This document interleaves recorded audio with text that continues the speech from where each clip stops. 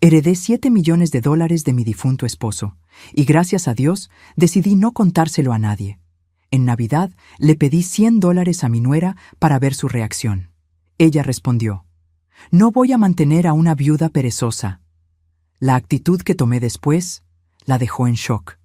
Me alegra tenerte aquí. Sigue mi historia hasta el final y comenta desde qué ciudad me estás viendo. Así podré ver hasta dónde ha llegado mi historia. Me llamo Nemesia y tengo 63 años. Nunca pensé que a esta edad de mi vida tendría que vivir algo tan doloroso como lo que pasó esa Nochebuena. Llevaba casi un año de viuda desde que mi querido Roberto murió, y aunque el dolor de su pérdida seguía siendo una herida abierta en mi corazón, pensé que al menos podría contar con el apoyo de mi familia. Qué equivocada estaba. La casa de mi hijo Carlos estaba decorada con luces navideñas que parpadeaban en el árbol, y el aroma a ponche y tamales llenaba el ambiente. Toda la familia estaba reunida, mis 3 hijos con sus esposas, mis nietos correteando por la sala, y yo sentada en una esquina del sofá, sintiéndome más invisible que nunca. Es curioso cómo después de criar a 3 hijos, de dedicar mi vida entera a mi familia, ahora me sentía como una extraña en su propia reunión. Maricruz, la esposa de Carlos, comandaba la cocina como si fuera la dueña de todo. Siempre había sido así, pero desde que Roberto murió, su actitud hacia mí había cambiado completamente. Ya no era la nuera que fingía respeto por quedar bien con su suegro. Ahora mostraba su verdadera cara, y era fea, muy fea.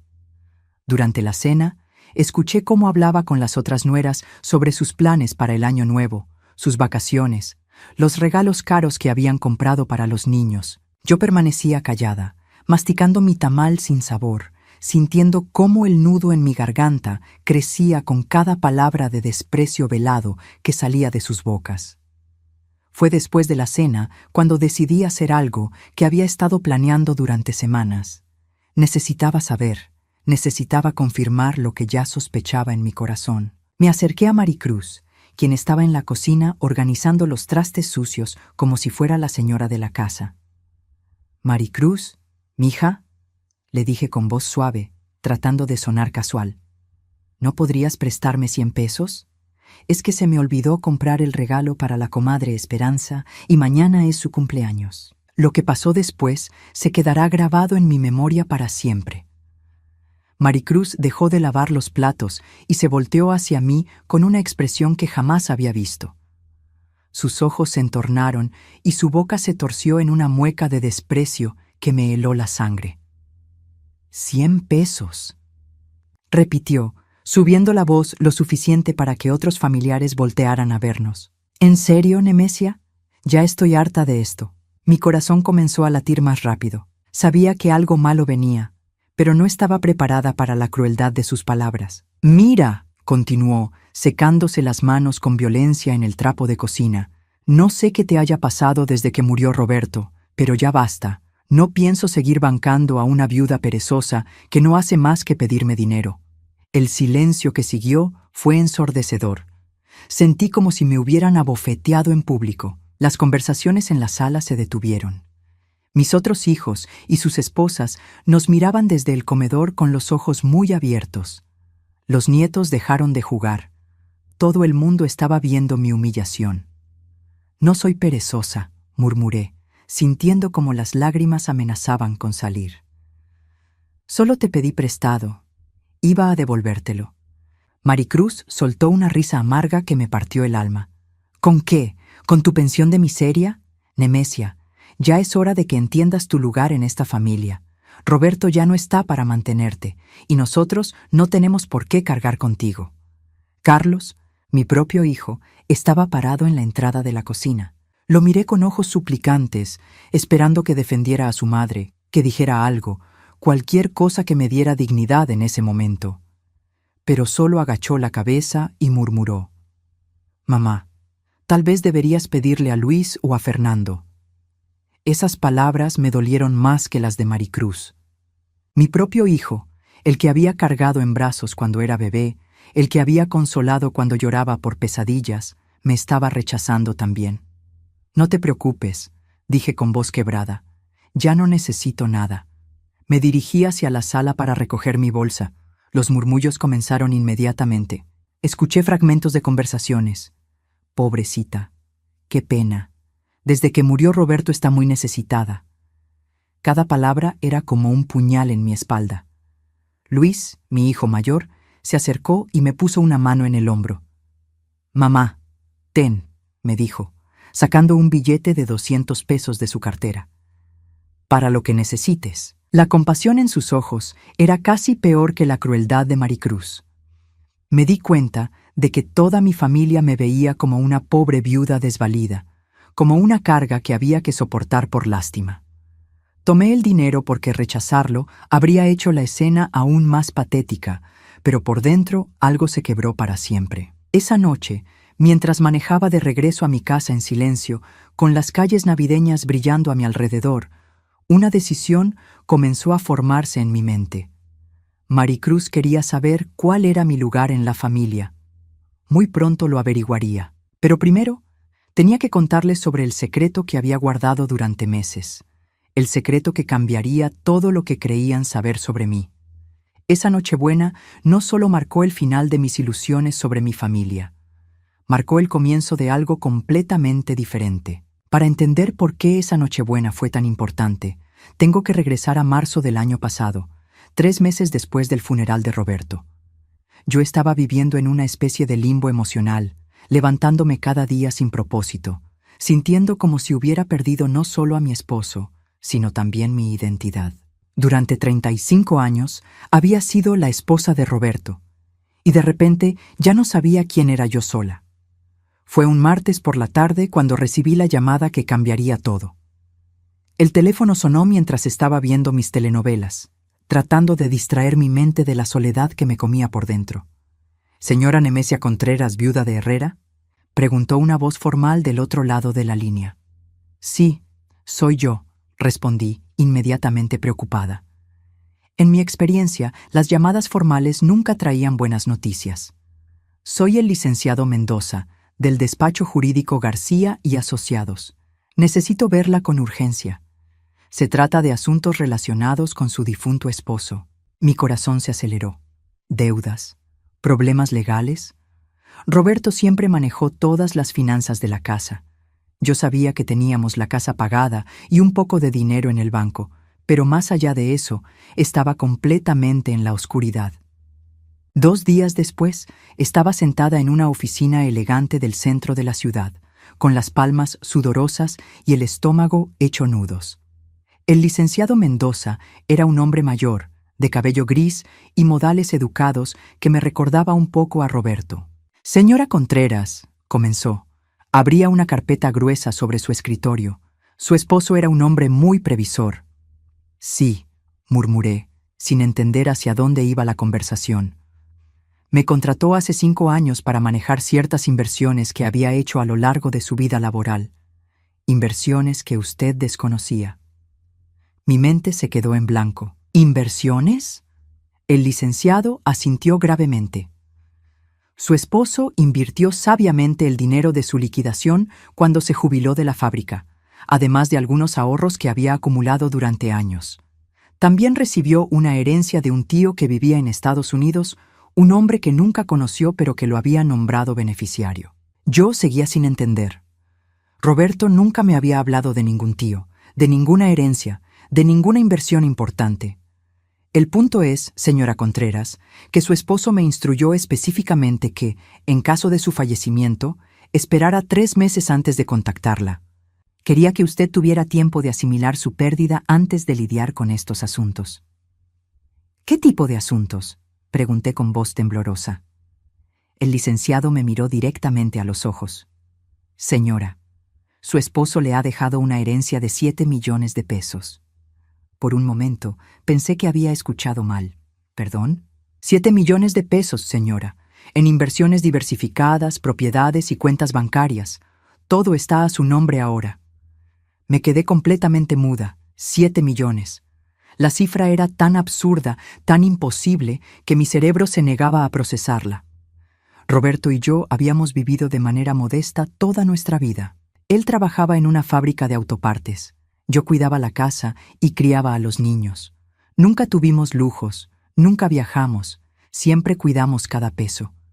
Eso es imposible, dije finalmente. Roberto no tenía tanto dinero.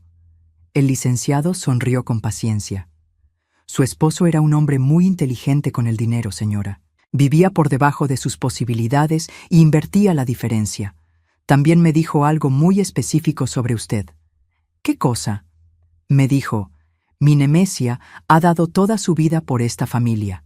Ha sido madre, esposa, cuidadora, todo sin recibir nunca el reconocimiento que merece. Este dinero es para que finalmente viva para ella misma. Las lágrimas comenzaron a rodar por mis mejillas. Esas eran exactamente las palabras que Roberto habría dicho. Siempre me decía que yo daba demasiado, que me sacrificaba demasiado por otros. Pero también me dio otra instrucción muy específica, continuó el licenciado. Me dijo que no le dijera a nadie más sobre esta herencia hasta que usted decidiera hacerlo. Quería que fuera completamente su decisión. Durante las siguientes 2 horas, el licenciado me explicó todos los detalles. Las inversiones, las propiedades que Roberto había comprado en diferentes estados, las cuentas bancarias. Todo estaba perfectamente organizado, todo legal, todo mío. Cuando salí de esa oficina, mi mundo había cambiado completamente. Ya no era la viuda pobre que necesitaba la compasión de sus hijos. Era una mujer independiente, económicamente libre por primera vez en su vida. Pero mientras manejaba de regreso a casa, una idea comenzó a formarse en mi mente. Una idea que al principio me pareció terrible, pero que creció hasta convertirse en una necesidad. ¿Qué pasaría si no le decía a nadie sobre el dinero? ¿Qué pasaría si dejaba que mi familia mostrara su verdadero carácter sin la influencia del dinero? ¿Me tratarían con amor y respeto o me verían como una carga? Durante las siguientes semanas, observé a mi familia con nuevos ojos. Noté cómo Maricruz suspiraba cuando yo llegaba a visitarlos, cómo mis hijos me hablaban con esa paciencia forzada que se usa con los niños o los ancianos incómodos, cómo en las reuniones familiares mis opiniones eran ignoradas o pasadas por alto. Fue entonces cuando decidí hacer mi propio experimento. Iba a ver quién de mi familia me amaba por quien yo era y quién solo me toleraba por obligación. El plan era simple. Actuar como si realmente necesitara su ayuda económica y emocional y ver cómo reaccionaban. La prueba de los 100 pesos en Nochebuena era solo el comienzo. Lo que no sabía en ese momento era lo doloroso que sería descubrir la verdad sobre las personas que había amado toda mi vida. Después de la humillación navideña, decidí que necesitaba más evidencia antes de tomar cualquier decisión definitiva. Tal vez había juzgado mal a Maricruz. Tal vez había sido solo un mal día, el estrés de las fiestas. Aunque en mi corazón sabía que estaba mintiendo a mí misma, necesitaba estar completamente segura. Durante enero, comencé lo que yo llamaba en silencio mi experimento. Empecé a hacer pequeñas peticiones a diferentes miembros de mi familia, nada grande, solo cosas que una madre viuda podría necesitar de sus hijos. Quería ver quién respondía con amor y quién lo hacía con irritación.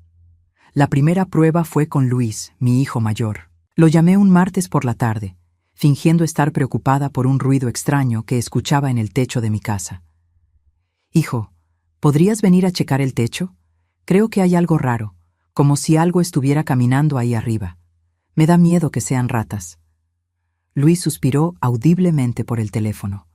«Mamá, estoy en el trabajo. ¿No puedes llamar a un técnico?» «Es que no sé a quién llamar, y tú siempre entendiste de esas cosas mejor que yo». «Ay, mamá, está bien, pero va a ser hasta el sábado, y la próxima vez trata de buscar soluciones tú misma, ¿sí? Ya no eres una niña». Sus palabras me dolieron más de lo que esperaba. Durante años, cada vez que Luis tenía problemas con su casa, con su carro, con cualquier cosa, Roberto y yo dejábamos todo para ayudarlo. Ahora que yo necesitaba un favor pequeño, me trataba como si fuera una molestia. El sábado vino efectivamente, pero llegó de mal humor.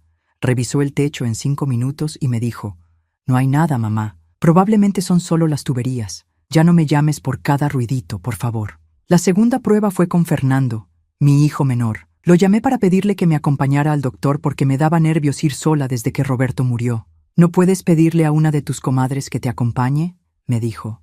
Es que Sandra quiere que llevemos a los niños al parque. Es su único día libre. Bueno, hijo, no te preocupes, iré sola. Mejor así, mamá. Necesitas acostumbrarte a hacer las cosas por ti misma. No puedes depender de nosotros para todo. Depender de ellos, como si pedirles acompañamiento a una cita médica fuera pedirles la luna y las estrellas. Pero la prueba más reveladora vino cuando decidí hacerle una petición a Carlos y Maricruz. Los llamé un viernes por la noche, fingiendo estar enferma del estómago. Carlos, mijo, ¿podrían traerme unas pastillas para el dolor de estómago? Se me acabaron las que tenía y me siento muy mal para manejar. Escuché cómo Carlos le preguntaba a Maricruz en voz baja. Luego regresó al teléfono. Mamá, es que ya nos pusimos la pijama y los niños ya se están durmiendo. ¿No puedes aguantarte hasta mañana? Bueno, sí, supongo que sí. Pero lo que escuché después me partió el corazón. Carlos no había colgado bien el teléfono y pude escuchar la conversación que tuvo con Maricruz. ¿Qué quería tu mamá?, preguntó ella. Que le lleváramos medicinas. Le dije que mañana. Carlos, ya te lo he dicho 1000 veces. Tu mamá está usando el luto para manipularnos emocionalmente. Cada semana es algo diferente. Ya es hora de que pongas límites. Pero es mi mamá, Maricruz. Exacto, es tu mamá, no la mía. Y yo ya estoy harta de que nos esté chantajeando. Mira, Carlos, si no pones un alto ahora, va a ser así el resto de nuestras vidas. Tu mamá va a estar llamando cada vez que se le ocurra algo, esperando que corramos a rescatarla. ¿Qué propones? Propongo que le digas que necesita ser más independiente. Tiene 63 años, no 93. Puede manejar, puede ir al doctor sola, puede resolver sus propios problemas. Estamos criando a nuestros hijos, Carlos. No podemos estar criando también a tu mamá. Tienes razón. La próxima vez que llame por algo así, le voy a decir que busque otra solución. Exacto. Y otra cosa, Carlos. Creo que deberíamos empezar a espaciar las visitas. Los niños ya están preguntando por qué la abuela siempre está triste y por qué siempre necesita algo.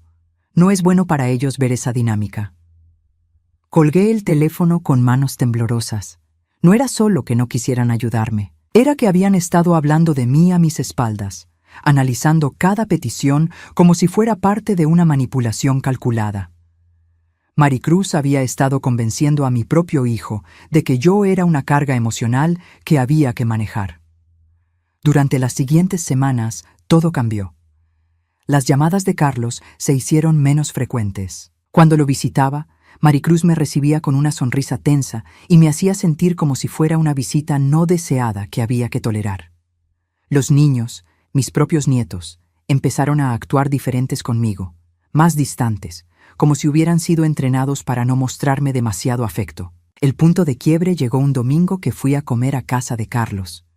Maricruz había preparado mole, mi platillo favorito, pero cuando me senté a la mesa me sirvió una porción diminuta. «Ay, perdón, Nemesia», dijo con una sonrisa falsa. «Es que no calculé bien las porciones. Pero está bien, ¿verdad? A tu edad ya no se debe comer tanto». Luis y Fernando estaban ahí con sus familias, y nadie dijo nada. Nadie defendió a su madre. Solo comieron en silencio mientras yo miraba mi plato medio vacío, sintiendo como si fuera una extraña, pidiendo limosna en la mesa de mi propio hijo. Después de la comida, mientras los hombres veían fútbol y las mujeres lavaban trastes, escuché cómo Maricruz le decía a las otras nueras: «Ya ven cómo es Nemesia, siempre esperando que la sirvamos como si fuera la reina. A veces pienso que el luto la tiene muy mal acostumbrada». Esa noche, manejando de regreso a mi casa, entendí que mi experimento había terminado. Ya tenía todas las respuestas que necesitaba. Mi familia no me amaba. Me toleraban por obligación, y apenas. Maricruz había logrado convencer a todos de que yo era un problema que había que resolver, no una madre que había dado toda su vida por ellos. Pero ellos no sabían que yo tenía cartas que aún no había jugado. No sabían que la viuda pobre y necesitada, que tanto los molestaba, tenía más dinero que todos ellos juntos. No sabían que cada desprecio, cada falta de respeto, cada muestra de impaciencia estaba siendo cuidadosamente archivada en mi memoria. Era hora de que aprendieran quién era realmente Nemesia Contreras. y iba a ser una lección que nunca olvidarían. Para febrero, ya había tomado una decisión. No iba a seguir sometiéndome a la humillación y el desprecio de mi propia familia. Pero tampoco iba a hacer un escándalo o alargarme como una adolescente rebelde. A los 63 años había aprendido que la mejor venganza es vivir bien, y eso era exactamente lo que iba a hacer. El primer paso fue encontrar mi propia casa. Durante años, Roberto y yo habíamos hablado de mudarnos a algún lugar más tranquilo cuando él se jubilara, pero la muerte se lo llevó antes de que pudiéramos cumplir ese sueño. Ahora iba a cumplirlo yo sola. Contraté a una agente inmobiliaria, una mujer joven y entusiasta llamada Patricia, que no me trató como a una vieja inútil, sino como a una cliente seria con dinero real para gastar. Le expliqué lo que quería: una casa pequeña pero bonita, en una zona segura, con jardín para las plantas que siempre había querido tener, pero nunca pude porque Roberto decía que daba mucho trabajo. «¿Cuál es su presupuesto, señora Contreras?», me preguntó Patricia durante nuestra primera cita. «Digamos que entre 2 y 3 millones, al contado». Vi cómo sus ojos se abrían con sorpresa. Probablemente esperaba que dijera 200 o 300,000, como la mayoría de las viudas de mi edad que buscan algo más pequeño después de que muere el esposo. Durante 3 semanas, Patricia me mostró casas hermosas en zonas que nunca había soñado que podría pagar. Finalmente encontré la perfecta: una casa de 2 recámaras en una privada tranquila, con un jardín grande lleno de árboles frutales y un pequeño invernadero que el dueño anterior había construido para su esposa. «Es perfecta», le dije a Patricia cuando terminamos el recorrido. «La quiero. ¿No quiere pensarlo un poco más? Es una decisión importante. No necesito pensarlo. Esta casa me está esperando». Mientras se tramitaban los papeles de la compra, comencé a planear mi nueva vida. Fui a una mueblería elegante del centro y compré todo lo que necesitaba: una sala nueva, un comedor pequeño pero bonito, una recámara principal con una cama king size que siempre había querido, pero Roberto decía que era muy grande para nosotros. La vendedora, una señora de mi edad llamada Carmen, se convirtió en mi confidente sin saberlo. «¿Está redecorando después de muchos años?», me preguntó mientras escogíamos telas para las cortinas. «No, me estoy mudando, empezando una vida nueva». «¡Qué emocionante! ¿Sus hijos la están ayudando con la mudanza?». Me quedé callada por un momento. «No, ellos no saben que me voy a mudar». Carmen levantó las cejas. «¿Es una sorpresa?». «Algo así. Lo que más disfruté fue escoger las cosas para mi jardín. Fui a viveros que nunca había visitado, compré plantas exóticas y herramientas de jardinería profesionales. También contraté a un jardinero, don Esteban, un señor mayor que había cuidado jardines toda su vida y que me trató con el respeto que hacía meses no recibía de mi propia familia. «Señora Nemesia», me dijo don Esteban mientras planeábamos dónde plantar las rosas, «se nota que usted ama las plantas. Va a tener el jardín más bonito de la colonia». Es que nunca había tenido la oportunidad de tener mi propio jardín. Siempre estaba ocupada cuidando a otros. «Pues ahora es su tiempo, señora. Es tiempo de que alguien la cuide a usted». Sus palabras me llenaron los ojos de lágrimas. Era la primera vez en meses que alguien me hablaba como si fuera una persona valiosa, no como una carga. Mientras tanto, mi familia seguía tratándome cada vez peor. Maricruz había intensificado su campaña para convertirme en la molestia oficial de la familia. En las pocas ocasiones que los visitaba, hacía comentarios pasivo-agresivos que todos fingían no escuchar. «Ay, Nemesia, ¿otra vez aquí? ¿No tienes otras amigas que visitar? Carlos, tu mamá se ve muy sola. Tal vez deberíamos buscarle un grupo de la tercera edad donde pueda hacer amigas de su edad. Nemesia, ¿no has pensado en tomar algún curso o algo? Dicen que estar ocupada ayuda mucho con la depresión de las viudas». Cada comentario era como una puñalada pequeña, pero ya no me dolían como antes. Ahora los veía como confirmación de que estaba tomando la decisión correcta. El momento más bajo llegó durante el cumpleaños de mi nieta Sofía, la hija de Carlos. Era una fiesta infantil en el jardín de su casa, con payasos y piñata y todo lo que a una niña de 6 años le puede gustar. Llegué con un regalo bonito que había comprado en una juguetería cara del centro. una casita de muñecas de madera tallada a mano que había costado 3,000 pesos. Cuando Sofía abrió el regalo, sus ojos se iluminaron. «Abuela, está padrísima, gracias». Pero Maricruz inmediatamente intervino. «Ay, Sofía, qué exageración. ¿No crees que es demasiado elegante para ti? Mejor se la damos a tu prima Andrea, que es más grande y la va a cuidar mejor». Sentí como si me hubieran abofeteado.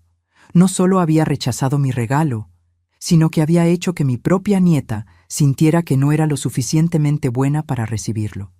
«No, Maricruz», dije con voz firme. «El regalo es para Sofía».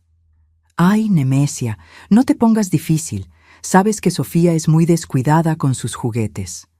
Carlos, como siempre, no dijo nada. Luis y Fernando tampoco. Dejaron que su madre fuera humillada por una mujer que no tenía derecho a decidir qué regalos podían recibir mis nietos. Esa noche, mientras Sofía jugaba tristemente con una muñeca barata en lugar de su casita nueva, tomé una decisión final. Ya no iba a someterme a más humillaciones. Ya no iba a pretender que era la abuela pobre que tenía que aceptar cualquier migaja de atención que me quisieran dar. Cuando llegué a mi casa esa noche, llamé al licenciado Mendoza. «Licenciado, necesito hacer algunos cambios en mis documentos legales». «Por supuesto, señora Contreras. ¿Qué tipo de cambios?» «Quiero hacer un testamento nuevo y quiero que me ayude a estructurar mis finanzas de una manera muy específica». Durante la siguiente hora le expliqué exactamente lo que quería hacer. El licenciado escuchó en silencio, haciendo notas ocasionales. «Señora Contreras», me dijo finalmente, «¿está segura de esto? Son decisiones muy drásticas». «Licenciado, tengo 63 años. He pasado los últimos 40 siendo lo que otros querían que fuera. Es hora de que sea quien yo quiero ser». «Entiendo. ¿Cuándo quiere que empecemos con los trámites?» «Mañana». Esa noche, por primera vez en meses, dormí profundamente. Ya no era la víctima de las circunstancias.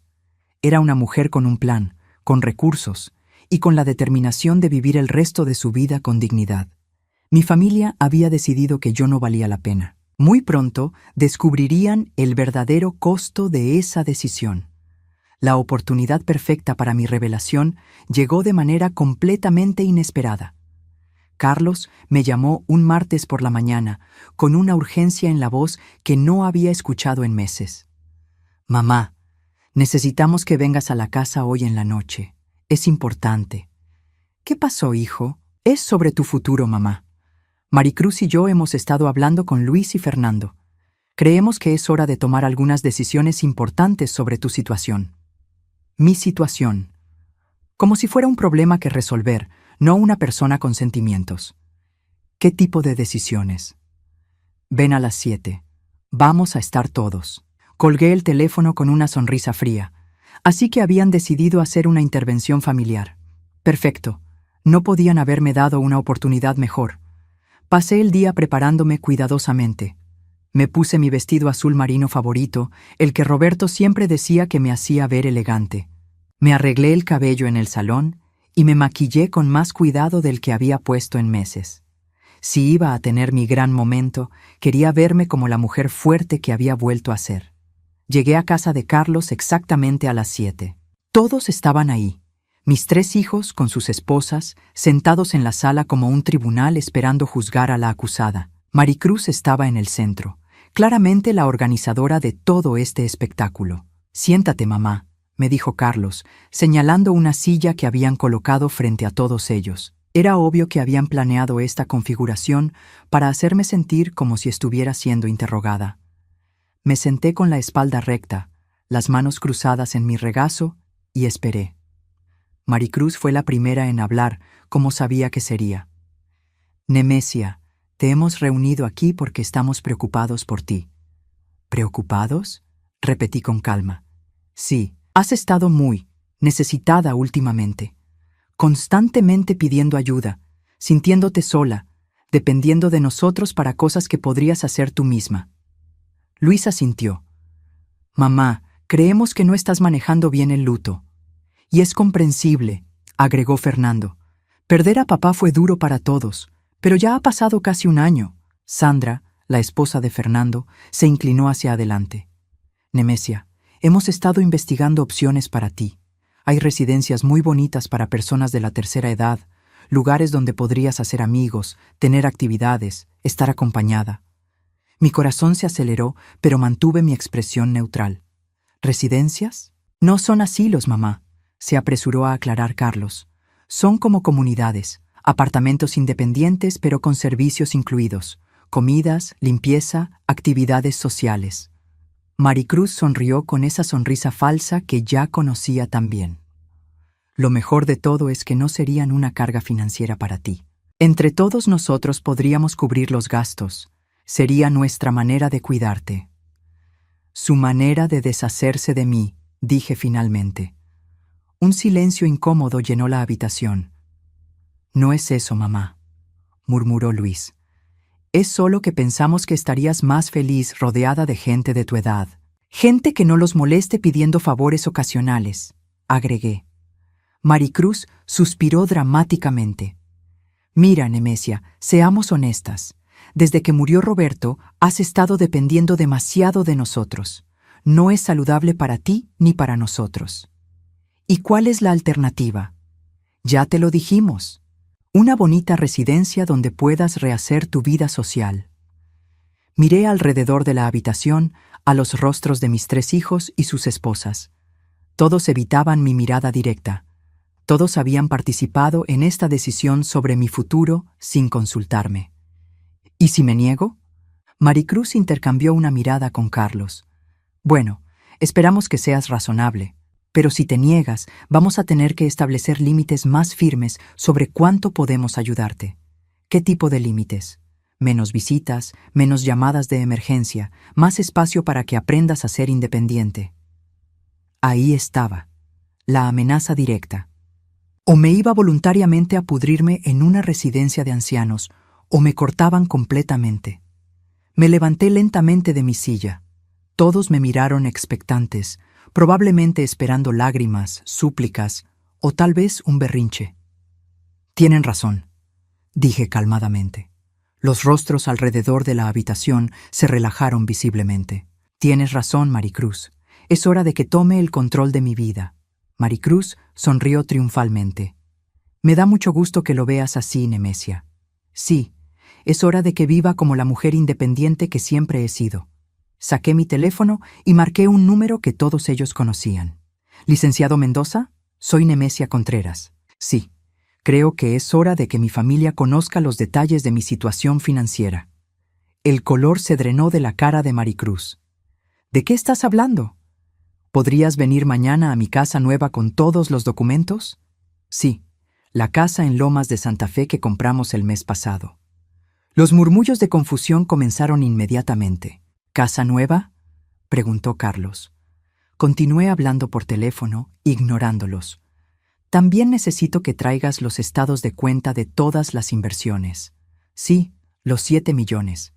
Quiero que mi familia entienda exactamente cuál es mi situación.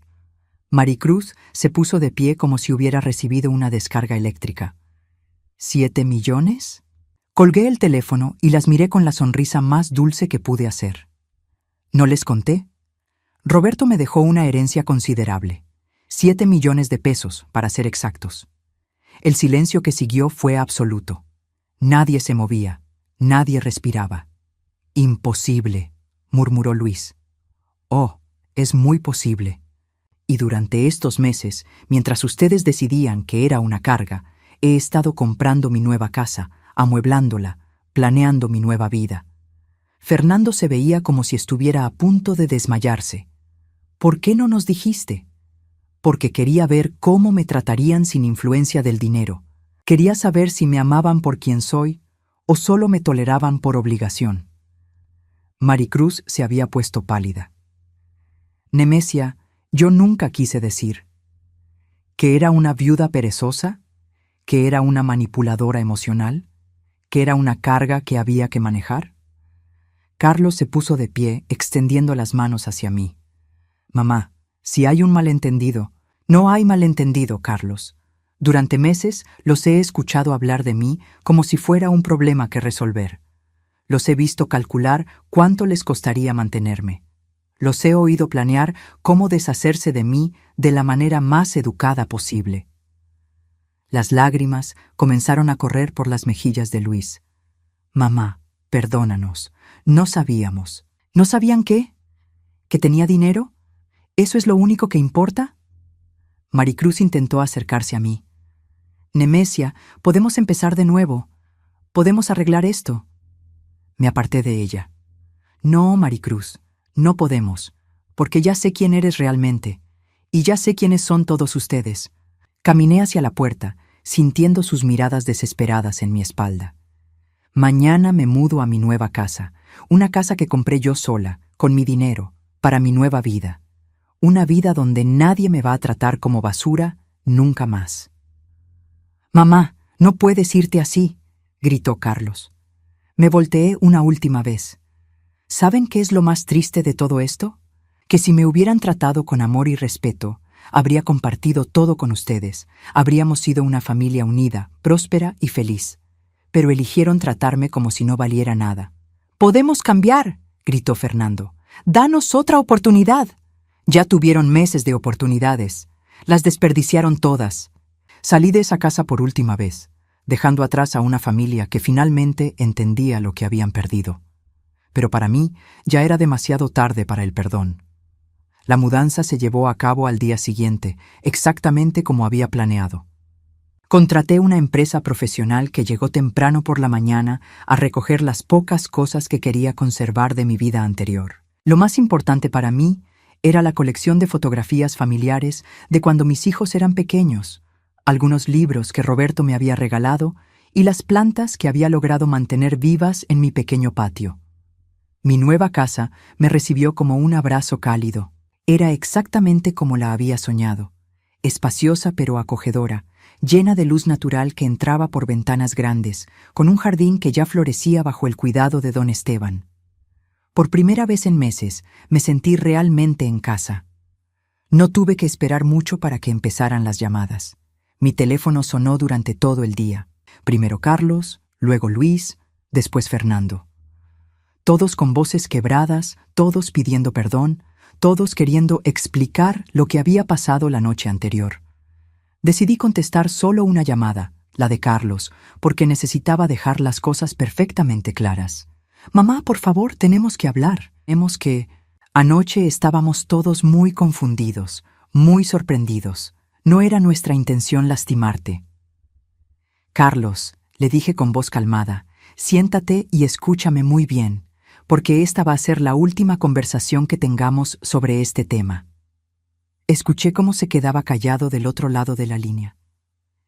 Durante meses, tu esposa me trató como basura, me humilló públicamente, convenció a toda la familia de que yo era una manipuladora. Planificó deshacerse de mí como si fuera un mueble viejo que estorba. Y tú la dejaste. Mamá, yo no he terminado.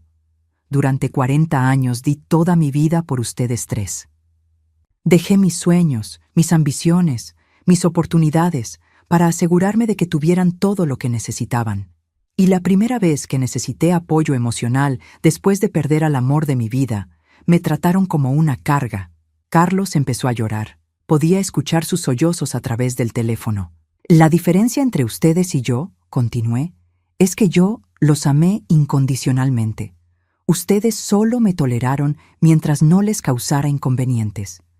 Eso no es cierto, mamá. Te amamos. Carlos, ¿sabes por qué decidí no contarles sobre el dinero? Porque quería saber si me amarían cuando fuera vulnerable. Y ya tengo mi respuesta. Podemos empezar de nuevo, mamá. Por favor. No, hijo, no podemos, porque ya sé lo que piensan de mí cuando creen que no tengo nada que ofrecerles. Le expliqué que había hecho algunos cambios legales importantes.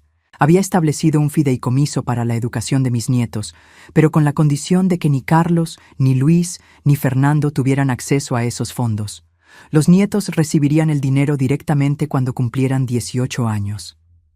¿Y nosotros?, preguntó con voz quebrada. Ustedes ya decidieron que no me necesitaban en sus vidas. Yo solo estoy respetando esa decisión. Después de colgar, apagué mi teléfono y decidí disfrutar mi primera noche en mi nueva casa. Preparé una cena especial solo para mí.